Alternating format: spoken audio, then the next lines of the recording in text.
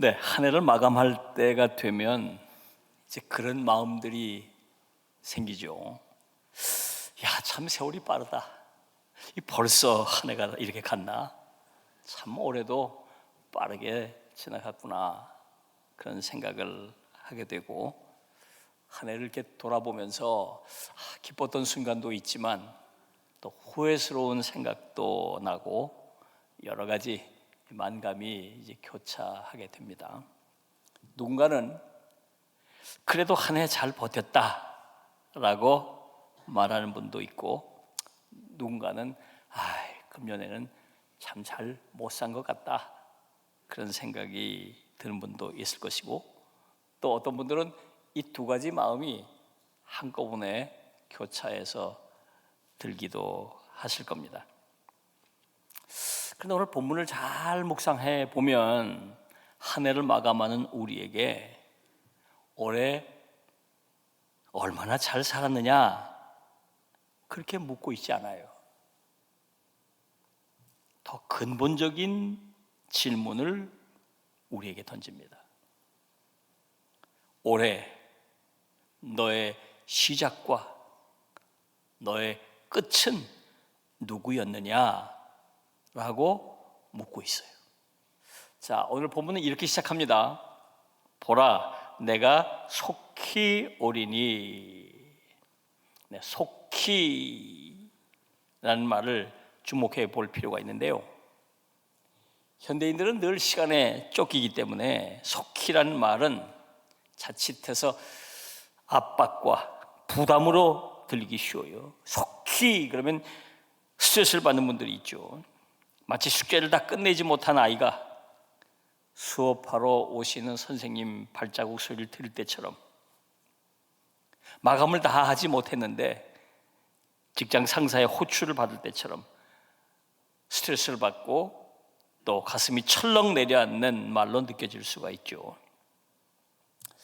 자, 그런데 우리가 분명히 알아야 할 것이 있어요. 여기서 말하는 속히라는 말은 재촉하는 말이 아니에요. 헬라어 원문 속히라는 말은 타퀴라는 말을 번역한 것인데, 몇 날 몇 시라는 시간표 개념이 아니에요. 틀림없이 지체 없이 이루어진다는 사건의 확실성을 강조한다는 말입니다. 그러니까 언제냐가 아니라 확실하다 하는 약속의 말씀이에요. 세상에서의 시간은 흘러가면 사라지는 크로노스이지만, 하루가 지나면 다시 돌아오지 않는 그런 시간이지만, 그러나 주님께서 말씀하신 시간은 다릅니다. 주님의 시간은 우리 삶의 한가운데로 들어와서 의미를 만들어내는 시간, 카이로스예요. 중요한 시간에 꼭 필요한 때에 하나님의 뜻이 분명히 드러나는 시간입니다. 그래서 내가 속히 오겠다고 하신 말씀은 우리를 겁주려고 하는 선언이 아니에요. 심판의 공포로 몰아붙이려는 말씀이 아니에요. 오히려 혼란스럽고 방향을 잃기 쉬운 세상 속에서 우리 인생의 방향을 바로 잡아주시는 은혜의 말씀이에요. 지금 우리가 뭘 붙들고 살아야 하는지, 어디를 향해 가야 하는지를 다시 정리하게 해주시는 말씀인 것이에요. 주님의 약속, 내가 다시 온다는 주님의 약속은 흔들리는 우리의 삶을 하나님 나라라고 하는 분명한 방향으로 다시 고정시켜 주는 거예요. 이 약속의 말씀이 있기 때문에 우리가 세상 속에서도 길을 잃지 않고 오늘을 의미 있게 살아갈 수 있는 것입니다. 우리 지난 1년을 한번 돌아봅시다. 얼마나 바쁘게 달려오셨어요? 앞만 보고 달려오느라 놓치고 온 것들은 없습니까? 주님의 내가 속히 오리니 라는 말씀은 우리 인생의 집에 마치 불을 켜는 것과 같습니다. 우리가 세상의 분주함이라는 어둠 속에 묻혀 살 때 내 영혼에 얼마나 많은 먼지가 쌓여 있는지 모릅니다. 내가 뱉은 말들이 얼마나 거칠었는지, 내 욕심이 얼마나 무질서하게 널려 있는지 알 수 없어요. 하지만 남들 다 그렇게 사는 거지. 뭐 인생 뭐 별거 있나? 바쁘니까 할 수 없지. 합리화하며 지나갑니다. 그러나 종말의 순간, 다시 오실 주님을 의식하는 그 순간, 우리 영혼에는 환한 조명이 켜집니다. 그 거룩한 빛 앞에서 우리의 실체를 마주하게 되죠. 아, 내가 성공을 쫓느라 기도를 놓치고 있었구나. 내가 사람들의 인정을 구하면서도 하나님의 시선은 외면하고 있었구나. 자, 불을 켜고 나면 우리 영혼에 있는 먼지들, 엉클어진 모습들, 엉망진창이 된 그런 모습들을 보게 되면 우리는 어떻게 될까요? 세상은 연말이 되면 결산을 하죠. 숫자를 따지고 이익과 손해를 계산하고 성과급을 책정합니다. 그러나 우리 인생의 결산은 다릅니다. 주님은 우리의 성공과 실패를 묻지 않으십니다. 주님의 질문은 단 하나예요. 너는 누구 앞에 살았느냐? 너는 누구 앞에서 살았느냐? 자, 오늘 본문에서 주님은 이어서 우리에게 놀라운 말씀을 하세요. 내가 줄 상이 있어. 각 사람에게 그가 행한 대로 갚아주리라. 자, 우리가 상이라는 말을 들으면 본능적으로 대가나 보상을 떠올리죠. 세상의 상은 1등에게만 주어지거나 성과에 따라 차등 지급되기 때문에 신앙생활도 경쟁하듯이 무엇인가를 입증해야 받을 수 있다고 착각하기 쉬워요. 그러니까 본문에서 말씀하고 있는 상은 구원을 얻기 위한 조건이 아니에요. 행위로 구원받는다는 말이 아니라 구원받은 믿음이 삶 속에서 어떻게 열매를 맺었는지, 그걸 통해서 어떻게 하나님을 기쁘시게 드렸는지를 하나님께서 기억하신다, 그런 뜻이에요. 주님은 내가 줄 상이 내게 있다고 말씀하고 있어요. 상이 이미 다 준비되어 있다는 겁니다. 그래서 주님께서는 우리를 벌 주기 위해서 오시는 심판자가 아니라 우리의 땀과 눈물을 기억하시고 상 주시기를 기뻐하시는 아버지로 오신다, 그런 뜻이에요. 여러분, 올해 한 해를 돌아보십시오. 사람들은 기억하지 못하지만, 혹시 여러분조차도 기억하지 못하지만,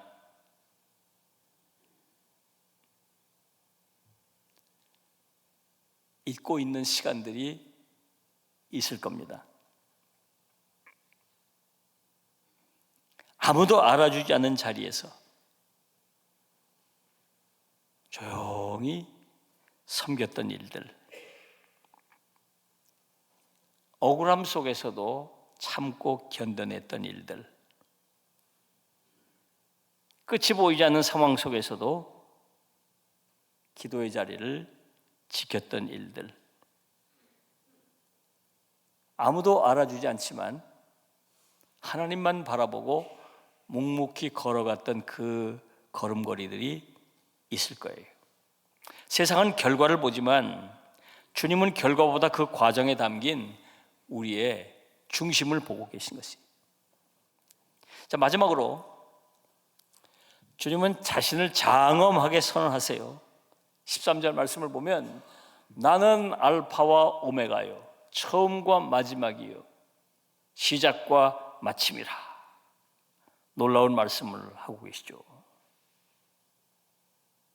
이 말씀은 잘못하면 내가 다 할 테니까, 내가 다 알아서 할 테니까 너희들은 가만히 있어, 그런 말씀으로 오해하기 쉬워요.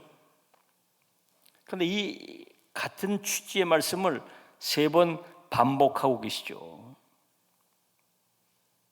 그 하나하나가 중요해요.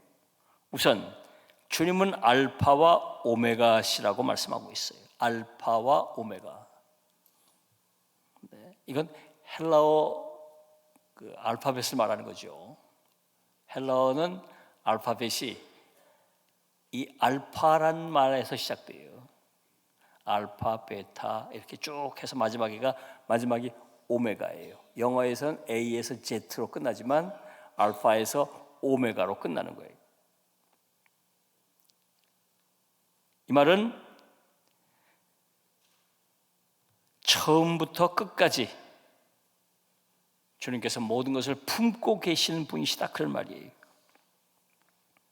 글자 하나라도 빠지면 문장이 완성되지 않는 것처럼 우리 인생에 있어서 예수 그리스도를 빼고는 우리 인생 이야기가 설명될 수 없다는 말이에요.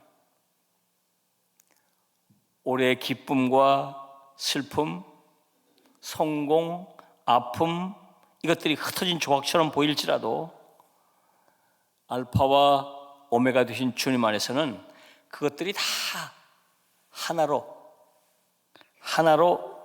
엮여 있다는 거예요. 의미 있게 엮여 있다는 것을 말하는 거예요. 알파와 오메가다. 이 모든 내용들이 다 주님과 관계가 있다는 거예요.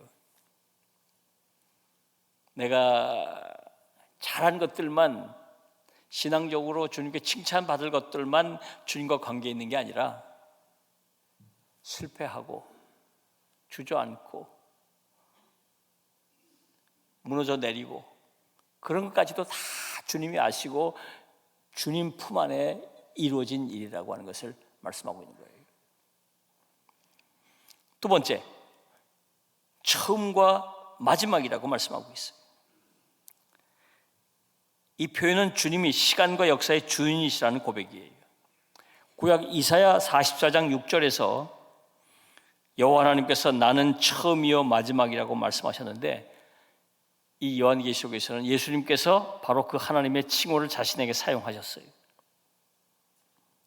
여러분, 세상의 역사가 우연히 흘러간다고들 말합니다. 세상 사람들은 다 우연이라고 말하는 거예요. 우연히 어떻게 됐다, 우연히 이런 일을 겪게 되고, 우연히 누구를 만났고, 우연히 이런 일에 내가 휘말렸다고 말하죠. 그러나 성경은 그렇게 말하지 않아요. 문을 여시는 분도 주님이시고 문을 닫으시는 분도 주님이세요. 우리의 한 해가 처음부터 끝까지 모든 것들이 다 주님의 손 안에 있다는 것을 의미하는 것입니다. 그리고 또 주님은 시작과 마침이라고 말씀하시죠. 여기서 시작은 단순한 출발선이 아니라 모든 것의 근원을 뜻하는 것이고, 마침은 중간에 끊기는 끝이 아니라 하나님이 정하신 목적의 완성을 말하는 것이, 이 말씀은 우리에게 참 큰 위로를 주는데요. 여러분, 우리의 인생은 허무하게 사라지는 시간이 아니라 하나님에게서 시작돼서 하나님이 정하신 목적을 향해 완성되어 가는 여정이라는 것을 말씀하고 있는 거예요. 조금 더 쉽게 말씀을 드리면, 우리의 시간은 허망하게 지금 사라져 가는 게 아니라 하나님의 뜻 안에서 완성되어 가고 있다는 뜻이에요. 사랑하는 여러분, 우리는 흔히 내 인생의 시작 버튼을 내가 눌렀고 내가 내 인생의 마무리를 또 해야 한다고 착각하기 쉬워요. 그래서 연말에 내가 좀 더 잘했더라면 하는 후회를 갖는 경우가 많아요. 또 내가 이만큼 이뤘다, 또 교만한 마음을 갖기도 하죠. 왜 그럴까요? 내 인생의 주인이 나라고 생각하기 때문이에요. 내 인생의 주인은 알파요 오메가가 되신 하나님이심을 분명히 깨달아야 해요. 사랑하는 여러분, 이제 말씀을 맺겠습니다. 오늘 주님은 우리에게 나는 알파와 오메가라고 말씀하고 있어요.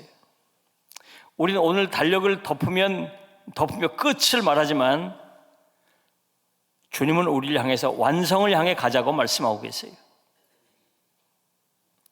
우리는 시간을 내려놓을 것 같지만 주님은 내려놓지 않고 계세요. 지난 한 해 후회는 십자가 보혈로 덮으십시오. 감사는 주님의 은혜로 돌리십시오. 풀리지 않는 문제는 신실하신 주님의 시간표에 맡기십시오.